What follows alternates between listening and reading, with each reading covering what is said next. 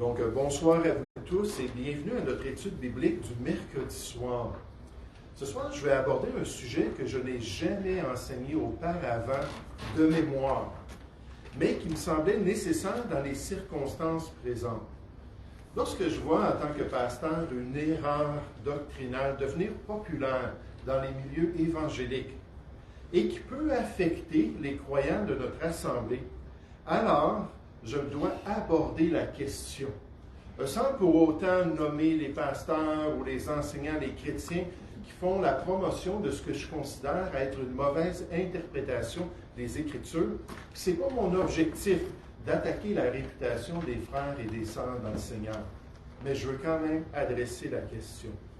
Récemment, comme vous le savez, j'ai été contacté par le pasteur. Le pasteur, lorsqu'on parle du piquetage, les gens de l'Église savent de qui je parle, qui m'a ordonné de se joindre à son groupe chrétien. Il m'a dit clairement que si je ne participais pas à ce que le Seigneur lui avait mis à cœur, que j'allais aller contre la volonté de Dieu et qu'il allait continuer de me le demander. C'est déjà 2 dimanches qu'il vient soit faire du piquetage ou remettre de la documentation aux gens de l'Assemblée. Puis si je ne me soumets pas à lui, il va continuer de manière indéfinie à venir me mettre cette pression-là, cette coercition-là, jusqu'à ce que j'obéisse à l'appel de Dieu.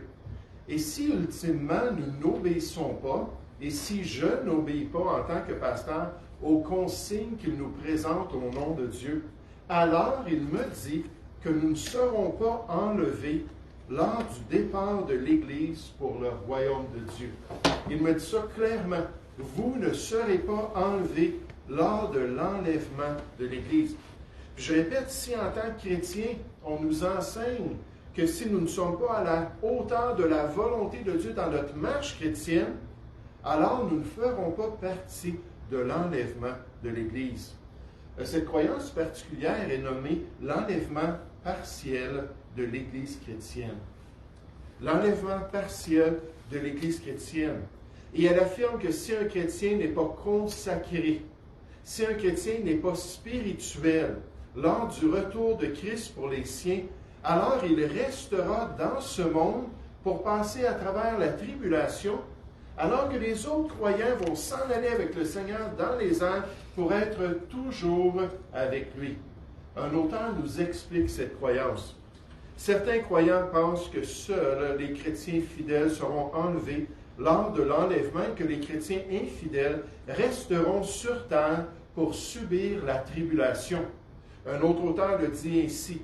L'enlèvement partiel est une croyance de certaines personnes selon laquelle Dieu n'enlèvera pas, ou n'enlèvera plutôt, que les chrétiens fidèles lors de l'enlèvement et laissera les chrétiens infidèles derrière lui pour qu'ils endurent les difficultés et les souffrances de la période de la tribulation avec les non-croyants.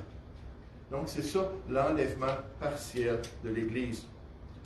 De plus, il y a quelques semaines, un ami chrétien m'a annoncé qu'un enseignant bien connu sur la prophétie biblique avait enseigné cette fausse doctrine lors d'une émission vue par des milliers de personnes. Et lorsqu'il me dit ça, non seulement ce pasteur-là m'avait abordé avec cette croyance-là, vous ne serez pas enlevés si vous n'obéissez pas à ma parole, mais en plus, ce pasteur bien connu a dit exactement la même chose. Là, je me suis dit, wow, il faut que j'aborde la question. Il faut que je traite de cette question. Lorsqu'on interprète la parole de Dieu, il est toujours important de trouver les passages principaux qui abordent directement la question qu'on cherche à comprendre dans la Bible. Les passages principaux ou les passages clés qui nous permettent de bien cibler la volonté de Dieu pour l'enfant de Dieu. Ces passages ensuite vont servir comme guide d'interprétation d'autres passages qui semblent les contredire ou qui semblent mettre des ténèbres sur l'enseignement clair des Écritures. Et si on pratique cette règle d'interprétation biblique, de prendre les passages clairs pour comprendre les passages obscurs, on va éviter toutes sortes de problèmes dans notre compréhension de la parole de Dieu, et on va arriver aux mêmes conclusions et à l'unité chrétienne en tant que chrétien.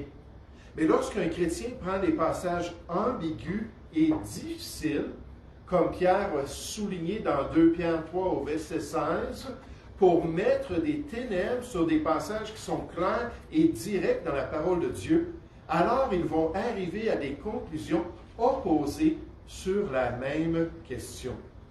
Comme par exemple sur la question de ce que le Messie devait faire en face d'un danger mortel. Ça, c'est arrivé pendant le ministère du Seigneur Jésus. On voit ça, par exemple, dans Matthieu chapitre 4, lors de sa tentation.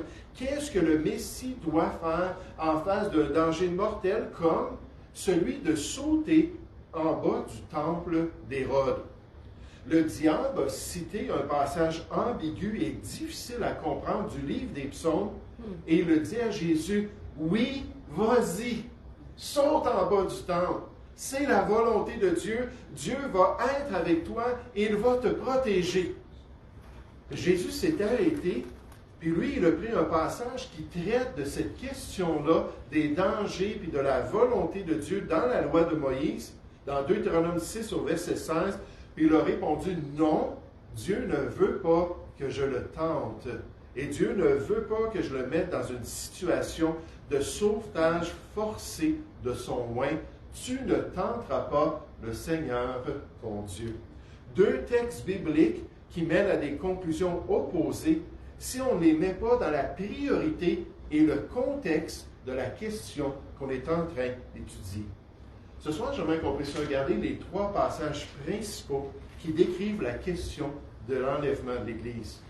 Ces trois passages-là qui s'adressent directement à la question.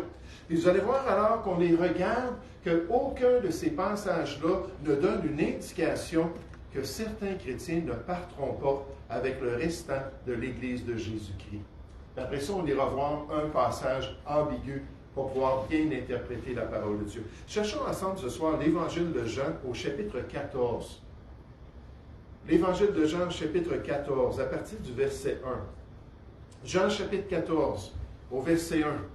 « Que votre cœur ne se trouble point. Croyez en Dieu et croyez en moi. » Jésus dit à ses disciples. « Il y a plusieurs demeures dans la maison de mon Père.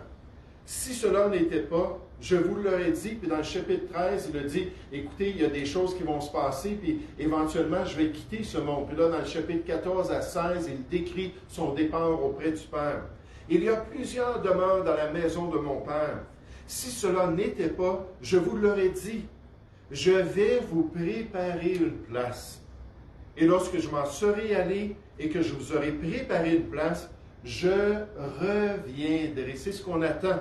« Et je vous prendrai avec moi, afin que là où je suis dans la maison du Père, vous y soyez aussi.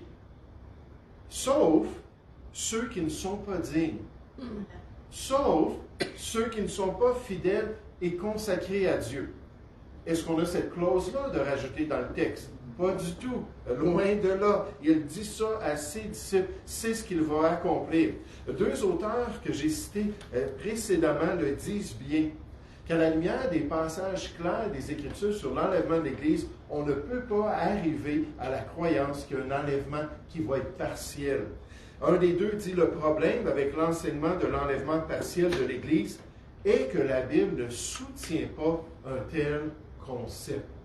On ne peut pas le voir dans les passages clairs sur le sujet. L'autre dit cependant, il est extrêmement difficile de soutenir ce point de vue à partir de la Bible.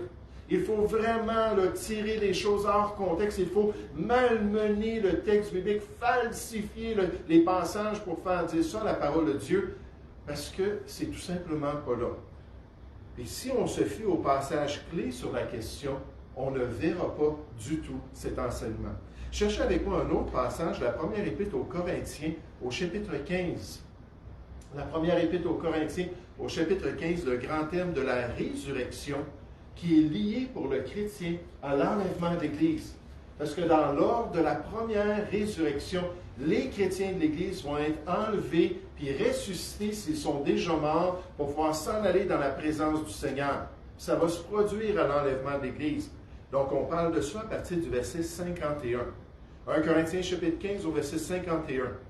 Voici, je vous dis un mystère, ça n'a pas été révélé avant. Nous ne mourrons pas tous, mais tous nous serons changés en un instant, en un clin d'œil, à la dernière trompette. La trompette sonnera et les morts ressusciteront incorruptibles. Et dans l'enlèvement, ça commence par les morts en Christ qui vont être ressuscités pour pouvoir monter dans la présence du Seigneur. Et nous, les vivants en Christ, nous serons changés. Car il faut que ce corps corruptible revête l'incorruptibilité et que ce corps mortel revête l'immortalité. Et remarquez qu'on ne continue pas en disant « sauf pour les chrétiens rétrogrades » ou « sauf pour les chrétiens qui sont charnels et rebelles lors de l'enlèvement de l'Église ». Ça ne se trouve pas là. Pourtant, quel beau moment pour mettre un avertissement concernant cette réalité d'un enlèvement partiel dans le plan de Dieu. Quel beau passage pour enseigner toute la vérité sur ce transfert du chrétien de ce monde au prochain. On aurait pu dire, mais faites attention à la lumière de cela. Si vous voulez participer, puis si vous êtes encore vivant, puis vous voulez partir avec l'épouse de Jésus-Christ, il faut être en règle avec Dieu.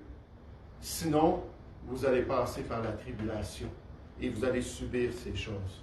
Cherchez avec moi le dernier passage, la première épître aux Thessaloniciens, au chapitre 4. La première épître aux Thessaloniciens, au chapitre 4. Et ce sont les trois passages principaux qui parlent de l'enlèvement. Puis grâce à eux, on va pouvoir ensuite interpréter les quelques passages qui sont présentés. On ne les verra pas tous, on va en voir un principal, mais je vais vous dire, c'est dans quelle catégorie d'enseignement qu'on retrouve ces passages-là qui sont interprétés pour dire « Ah, ben non, les chrétiens ne monteront pas tous ensemble auprès du Seigneur. » C'est vraiment tiré hors contexte. Vous savez, c'est toujours la même règle qu'on doit utiliser, que ce soit sur la perte du salut. Il y a des passages sans équivoque. On est adopté en Jésus-Christ dans la maison de Dieu. Jamais est-ce qu'on nous dit que Dieu ensuite nous rejette. Il n'y a aucun passage qui dit ça. On nous dit qu'on reçoit la vie éternelle en tant que brebis de Jésus-Christ, une vie sans fin dans les voies du Seigneur, pour connaître Dieu pour l'éternité. Puis dans Jean 10, au verset 27 et 28, on nous dit que c'est garanti qu'on n'expérimentera pas la perdition. Elles ne périront pas. Puis dans le grec, oumé, ça veut dire absolument pas, c'est garanti. Une déclaration formelle, il y en a plein dans le Nouveau Testament. Mais il y a des passages qui n'abordent pas la question. On n'est même pas certain si on parle directement aux chrétiens. On n'est même pas certain si c'est dans le contexte de leur salut. On n'est pas certain si c'est une mort physique ou une mort éternelle. Puis là, on présente ça et on dit non, on peut perdre le salut. Qu'est-ce qu'on doit faire? C'est prendre les passages qui traitent de la question pour mettre une lumière sur ceux qui sont ambigus. Toujours. Puis là, on va arriver à de l'harmonie. Là, on va avoir de l'unité en tant que chrétien. Éphésiens 2.2 nous dit que c'est ça le plan de Dieu, qu'on ait un même cœur, une même pensée, un même sentiment, un même amour dans le Seigneur. C'est quoi qui nous unifie en tant que chrétiens? C'est les vérités bibliques. C'est pas à l'exclusion de la vérité biblique et de la doctrine biblique qu'on doit s'unifier. C'est autour de la vérité qu'on doit arriver à des conclusions qui glorifient le Seigneur. La première épître aux Thessaloniciens, au chapitre 4, ça c'est le passage le plus descriptif du Nouveau Testament. 1 Thessaloniciens, chapitre 4, à partir du verset 13. Nous ne voulons pas, frères, que vous soyez dans l'ignorance. Donc, s'il y a quelque chose d'important dans tout le conseil de Dieu, on va s'assurer que vous allez bien le comprendre. Et là, on va vous parler de l'enlèvement de l'Église. On va vous donner ces détails-là. Ben, quelle belle occasion, encore une fois, pour parler de l'enlèvement partiel, n'est-ce pas? Une mise en garde. Afin que vous ne soyez pas dans l'ignorance au sujet de ceux qui sont décédés. Afin que vous ne vous affligiez pas comme les autres qui n'ont point d'espérance. Car si nous croyons que Jésus est mort et qu'il est ressuscité, croyons aussi que Dieu ramènera par Jésus et avec lui ceux qui sont décédés, les chrétiens qui sont morts, et les Thessaloniciens en connaissaient amplement. La persécution là-bas, la violence contre la foi chrétienne avait été assez grande qu'il y avait des martyrs parmi ces chrétiens. Donc, il leur écrit ça pour les encourager. Verset 15. Voici en effet ce que nous vous déclarons d'après la parole du Seigneur. Nous, les vivants, restez pour l'avènement du Seigneur, les chrétiens qui vont être là à l'enlèvement. Nous ne devancerons pas ceux qui sont décédés en Christ, car le Seigneur lui-même a un signal donné dans le plan du Père à la voix d'un archange et au son de la trompette de Dieu, descendra du ciel. Et les morts en Christ ressusciteront premièrement, ensuite nous les vivants, qui seront restés, nous serons tous ensemble enlevés avec eux sur les nuées. Les chrétiens morts, ressuscités, les chrétiens vivants, transformés, ensemble, on va monter à la rencontre du Seigneur dans les airs. Et ainsi nous serons toujours avec le Seigneur. Consolez-vous donc les uns les autres par ces paroles. Puis là, on pourrait rajouter à la fin, à l'exception des chrétiens fidèles, à l'exception de ceux qui sont mondains, ceux qui sont charnels, ceux qui ne sont pas en communion avec le Seigneur, on ne rajoute pas cela du tout. Dans la lumière des passages clairs sur la doctrine de l'enlèvement de l'Église, il n'y a aucune indication que ce sera un enlèvement partiel de l'Église de Jésus-Christ. J'espère que c'est cimenté dans votre esprit. J'espère que c'est écrit dans votre cœur. Que le Seigneur va venir chercher seulement une partie de son épouse. Et il ne faut surtout pas prendre des passages qui sont difficiles pour mettre des ténèbres sur ce qui est tellement clair dans la Bible. Mais malheureusement, les chrétiens le font. Paul le dit dans 2 Corinthiens 2 au verset 17, je pense que je ne me trompe pas dans la référence. Il le dit, car nous ne falsifions pas la parole de Dieu comme plusieurs le font. À l'époque apostolique, plusieurs prenaient la parole de Dieu et donnaient un sens qui était faux à ce qu'elle disait. Et Dieu nous dit de ne pas faire ça avec les Écritures.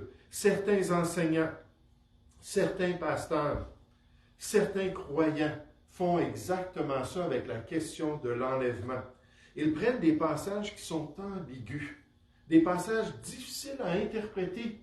Et Pierre le dit dans 2 Pierre chapitre 3, verset 16, il dit, je lis qu'est-ce que Paul écrit, j'ai de la misère à comprendre là, toute sa théologie, tout ça. Ils prennent ces passages-là pour donner un autre sens au message de Dieu, mais qui ne parlent pas directement de l'enlèvement et qui n'ont probablement rien à faire avec l'Église. Si on regarde tout le contexte autour, c'est probablement des avertissements concernant les Juifs qui vont vivre pendant la tribulation, de se préparer au retour de Christ. Des paraboles du Seigneur Jésus qui sont utilisées sur la gestion de ses serviteurs lors de son retour, ou peut-être de son peuple lors de l'établissement de son royaume sur la terre. C'est difficile à savoir. Des fois, on dirait qu'il s'adresse à des chrétiens, des fois, on dirait qu'il s'adresse à Israël par la tribulation qu'il va vivre, mais aussi des conséquences pour chacun s'ils ont été infidèles envers la volonté de Dieu. Mais jamais, jamais dans tous ces passages-là, il n'est question de l'accès à l'enlèvement de l'Église. On ne parle pas du tout de l'enlèvement. De si un serviteur ou un croyant sera enlevé dans les nuées avec son Seigneur. Ce n'est jamais la vérité, ce n'est jamais la conclusion du passage biblique et de l'enseignement de Christ. Au pire, peut-être qu'on pourrait concéder que ces paraboles pourraient parler de la perte de récompense, pourraient être appliquées pour les chrétiens au niveau de la perte de récompense s'ils sont des serviteurs paresseux et méchants qui vont avoir honte lorsque Christ va paraître. Mais on ne dira jamais qu'ils n'auront pas cette ascension-là avec le restant des chrétiens dans la gloire. Cherchez une de ces paraboles et c'est la principale qui est proposée.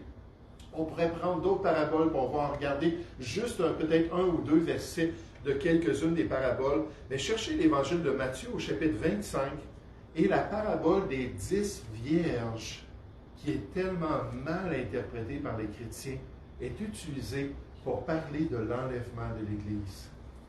Les 10 vierges dans Matthieu 25, en plein milieu du sermon de Jésus sur le mont des Oliviers, qui a débuté dans le chapitre 24, qui continue jusqu'à la fin du chapitre 25, ou une partie du chapitre 25, qui n'a rien à faire avec l'enlèvement de l'Église, qui parle des croyants pendant la tribulation.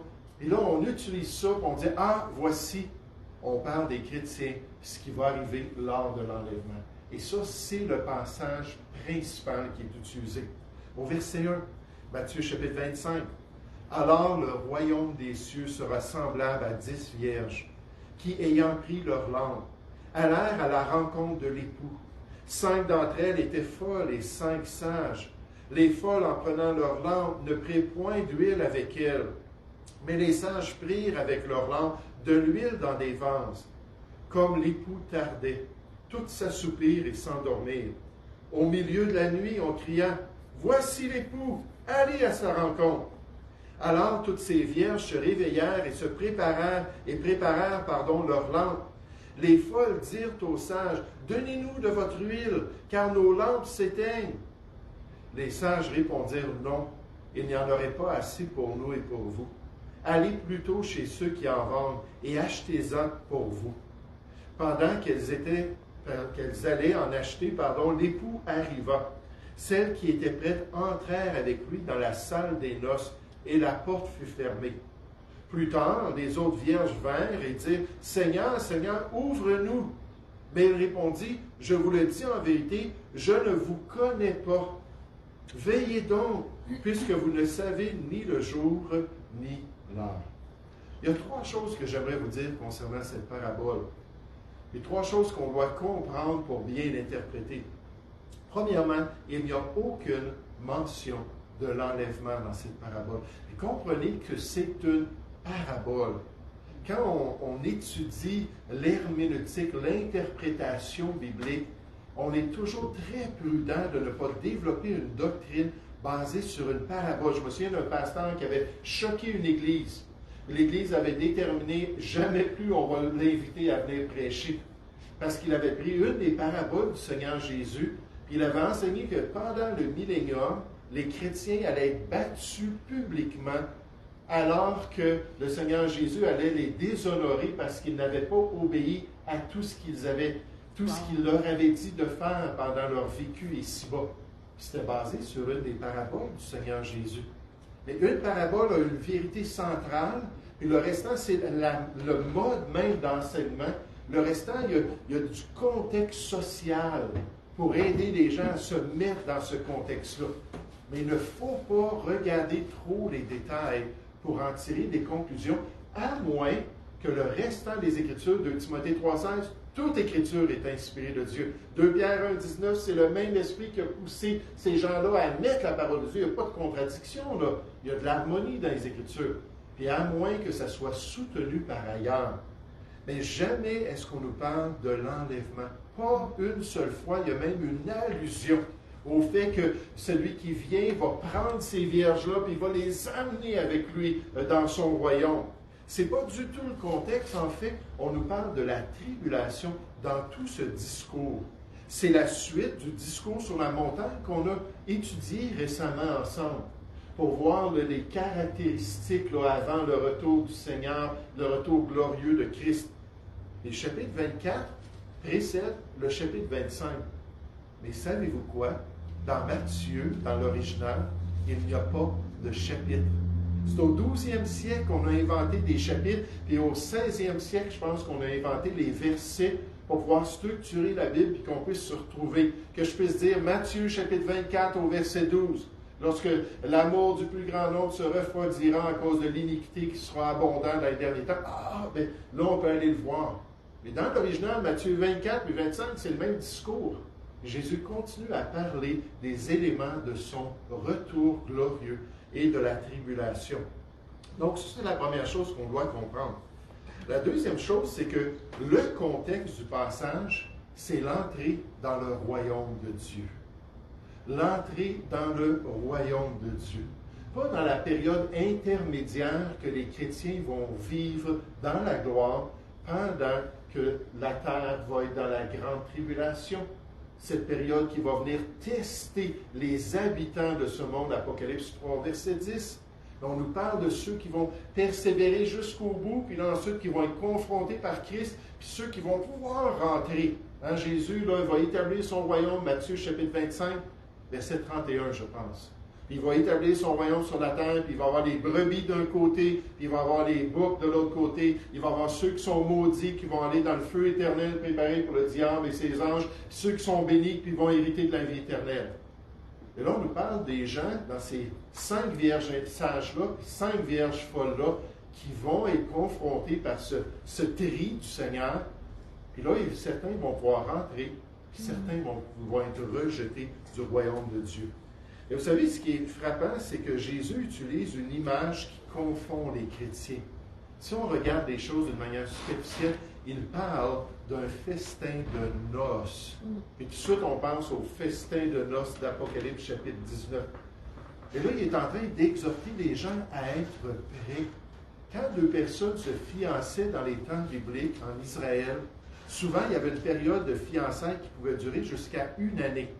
Puis là, quand le fiancé était prêt, puis sa famille était prête, tout ça, là, il partait, ça pouvait prendre 1 année de temps, mais n'importe quand dans cette année-là, le matin, le soir, la nuit, il pouvait arriver et dire « On fait le festin des noces ». Là, il fallait que les gens soient prêts. Et là, c'est juste une imagerie, c'est juste une analogie pour que les gens sachent qu'il faut être prêt pour se tenir devant votre Messie. Et d'avoir accompli sa volonté au verset 1, « Alors le royaume des cieux sera semblable. » Donc on voit cette analogie-là, verset 31, Jésus va établir son royaume. C'est pour rentrer dans le royaume de Christ. Verset 2, « Dans la salle des noces. » Et les Juifs parlaient toujours, et les rabbins enseignaient toujours qu'un des privilèges que ceux qui allaient rentrer dans le royaume des cieux allaient avoir, c'est de pouvoir participer au grand repas qu'il allait avoir dans le royaume des cieux. Des fois, Jésus leur parlait de ça. Vous allez voir Abraham, puis Isaac, puis les prophètes, ils vont en venir de l'Orient, puis de l'Occident, puis d'un peu partout, qui vont être assis avec moi dans le royaume des cieux, et qui vont avoir ce grand festin-là dans la présence du Seigneur. Mais ça ne parle pas des chrétiens puis le royaume dans les cieux, ça parle plutôt de rentrer dans le royaume de Dieu ici-bas. Mais troisièmement, les vierges folles sont une image des Juifs et des gens non sauvés de la tribulation. L'huile, c'est une image de l'Esprit de Dieu. Puis à la fin de la tribulation, ces gens-là vont être rejetés d'après ce passage. La perdition atteindra ces gens qui ne sont pas prêts pour le retour du Messie parce qu'ils n'auront pas cru à l'évangile du royaume, qui va être prêché abondamment à toutes les nations pour rendre témoignage à tous les hommes sur la terre. Ces gens-là qui n'auront pas l'huile de Dieu, qui n'auront pas l'Esprit de Dieu, qui n'appartiendront pas au Seigneur. Mais ces gens-là vont être tout simplement rejetés. Si on veut appliquer cette parabole aux chrétiens infidèles, il faut dire que les chrétiens non seulement ne seront pas enlevés par le Seigneur, mais en plus de ça, ces chrétiens-là s'en vont dans la perdition pour toujours. Parce que c'est ce que le passage nous dit ici. Regardez avec moi au verset 10. Pendant qu'elles allaient en acheter, l'époux arriva. Celles qui étaient prêtes entrèrent avec lui dans la salle des noces et la porte fut fermée. Jamais est-ce qu'on a dit ça des noces de l'agneau dans la gloire, parce que ceux qui sont là, ils sont là d'une manière privée avec le Seigneur, puis les non-sauvés ne voient absolument rien de cela pendant les noces de l'agneau avec son épouse. Plus tard, les autres vierges vinrent et dirent, « Seigneur, Seigneur, ouvre-nous! Hein, Seigneur, Seigneur, mais il n'y a rien à faire, je ne suis pas sauvé. » Mais il répondit, « Je vous le dis en vérité, je ne vous connais pas. » Ceux qui ont la vie éternelle, Jean 17,3, c'est qu'ils connaissent le seul. Je connais mes brebis me connaissent. Donc, ce ne sont pas des brebis du Seigneur ici. On ne parle pas de l'enlèvement, on ne parle même pas de ce qui arriverait avec un chrétien loin du Seigneur lors de son retour. Veillez donc, puisque vous ne savez ni le jour ni l'heure, ou soyez prêts pour son royaume en recevant cette bonne nouvelle de la vie éternelle qui vous est prêchée pendant la tribulation dans Matthieu chapitre 7. Au verset 21, Jésus a dit, ceux qui me disent Seigneur, Seigneur, c'est exactement ça qu'ils vont dire, n'entreront pas tous dans le royaume des cieux, mais celui-là seul qui fait la volonté de mon Père qui est dans les cieux. Plusieurs me diront à ce jour-là, Seigneur, Seigneur, n'avons-nous pas prophétisé par ton nom? N'avons-nous pas chassé des démons par ton nom? On était tes serviteurs sur la terre. N'avons-nous pas fait beaucoup de miracles par ton nom? On était de ces vierges-là qui attendaient ton retour. Alors je leur dirai ouvertement, je ne vous ai jamais connus. Vous n'êtes pas sauvés, retirez-vous de moi, vous qui commettez l'iniquité. La perdition éternelle attend donc ces Juifs de la tribulation qui ne se sont jamais soumis à l'évangile de Christ comme les vierges sages. Même s'ils donnaient l'impression d'être des serviteurs de Dieu, puis ils donnaient l'impression de vouloir rentrer dans le royaume que le Messie allait ouvrir pour eux, jamais est-ce qu'il y a eu cette sincérité de cœur-là qui leur a permis d'être sauvés. Regardez au verset 30 de Matthieu chapitre 25. Toujours cette imagerie-là du serviteur de Dieu dans une parabole. Le verset 30 de Matthieu chapitre 25.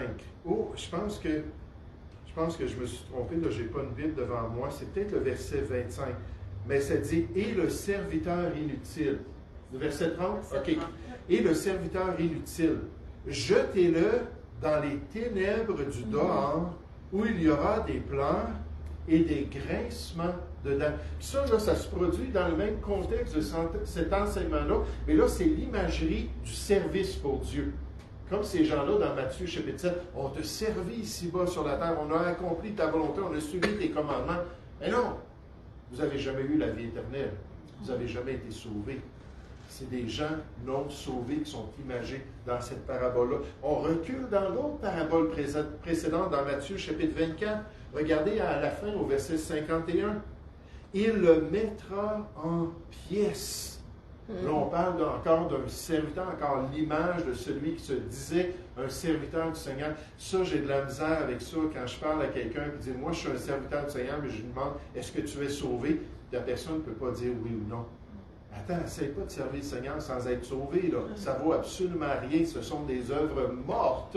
Sois sauvé. Puis là, tu vas être appelé à ces œuvres que le Seigneur a pour toi. Il le mettra en pièces. Il lui donnera sa part avec les hypocrites. C'est là qu'il y aura des pleurs et des grincements dedans. C'est l'image même de la géhenne et de la perdition dans le lac de feu pour toujours. Et c'est ce que cette parabole-là reflète pour les Juifs pendant la période de la tribulation. Les passages clairs et clés sur l'enlèvement ne présentent jamais une partialité à l'enlèvement des chrétiens. Il n'y a pas de classes qui sont considérées au niveau de cette ascension-là avec Christ lors du retour de Christ pour son épouse. Au pire, certains, d'après les Écritures, auront honte de ne pas être en communion avec le Seigneur. 1 Jean chapitre 2, verset 28, « Demeurez en lui, de peur qu'à son retour, vous ayez honte, vous soyez confus d'être éloignés de lui, au lieu d'avoir l'assurance et la joie de le voir enfin face à face. » De l'entendre vous dire, « C'est bien, bon et fidèle serviteur, entre dans la joie de ton maître. Regarde tout ce que j'ai préparé pour toi, parce que tu es resté fidèle dans mes voies. » Si les lecteurs maintiennent leur communion avec Dieu, ils jouiront d'une véritable hardiesse lorsqu'ils rencontreront leur Seigneur. Cependant, cet auteur nous dit, si le croyant ne demeure pas en lui, il risque d'avoir honte lorsque Christ viendra, puis qu'il l'appellera avec tous les autres chrétiens à monter dans la gloire. Cela implique la désapprobation divine au moment du tribunal de Christ nécessairement. La possibilité est bien réelle pour l'enfant de Dieu, mais elle ne suggère en aucun cas, bien sûr, la perte de son salut. Ça n'a rien à faire avec ça. Le pasteur Westby dit « Certains chrétiens seront honteux devant lui en sa présence. Tous les croyants sont acceptés en Jésus-Christ. Mais il y a une différence entre être accepté et être acceptable dans notre marche chrétienne. Un enfant désobéissant qui sort et se salit sera accepté quand il rentrera à la maison, mais il ne sera pas traité comme celui qui est acceptable. C'est pourquoi nous avons aussi pour ambition de lui être agréable.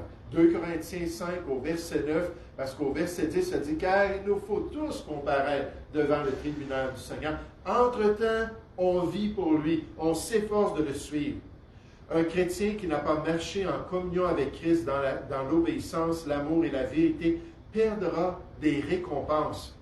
Et en cela, il sera honteux devant son Sauveur. Les autres passages qui sont utilisés pour enseigner l'enlèvement partiel ne parlent pas directement de cet événement béni dans l'avenir du croyant. Ne nous laissons pas séduire par de tels enseignements et de telles erreurs. Mais en tant que croyants, soyons encouragés à demeurer fidèles, à demeurer en communion avec le Seigneur, à le servir fidèlement avec zèle et hardiesse, en sachant que nous serons tous ensemble enlevés pour débuter une nouvelle vie dans la présence du Seigneur et dans son royaume éternel. Avec joie et avec assurance d'avoir accompli la volonté de Dieu. 3 passages qui parlent directement de l'enlèvement. On ne mentionne pas que ça va être partiel, que certains ne seront pas enlevés. D'autres passages bizarres, ambigus, en comparaison nécessairement avec l'enlèvement, lorsqu'on les applique à ce sujet-là, puis dans le fond, lorsqu'on les analyse comme les 10 vierges, ça n'a rien à faire avec l'enlèvement de l'Église. Ce n'est pas ça le contexte. Un texte tiré hors contexte est un prétexte. Et qu'on nous rappelait ça. Toujours contexte, contexte, contexte, pour comprendre la volonté de Dieu. Qu'est-ce que l'auteur, poussé par l'Esprit, était réellement en train de dire. Et c'est ce qu'on veut savoir pour accomplir la volonté de Dieu. Nous allons prier ensemble. Oui, Père Céleste, quelle réjouissance nous avons en face de cette bienheureuse espérance d'entendre cette trompette, cette voix de l'archange, de monter dans la gloire auprès de notre Sauveur. Et oui, Maranatha, notre Seigneur vient. Et on a hâte de le voir. Et on a hâte d'être dans sa présence. Ô Père Céleste, aide-nous à être fidèles envers les Écritures, aide-nous à bien dispenser ta parole, aide-nous à nous attacher à la vérité, aide-nous à tellement connaître ta parole, Seigneur, tellement avoir d'expérience dans les Écritures, que quand on voit des gens qui trafiquent son message, Seigneur, qu'on puisse le voir, même des gens qu'on respecte beaucoup, même des gens, Seigneur, qui ont des années d'expérience, mais malheureusement, on peut tous broncher de différentes manières. Ô Seigneur, qu'il n'y en ait pas beaucoup parmi nous qui se mettent à enseigner, tu nous dis dans Jean 3, parce que nous serons jugés plus sévèrement. Aide-nous à le faire avec révérence et avec soumission à toute ta parole, Seigneur. Nous te prions au nom du Seigneur Jésus.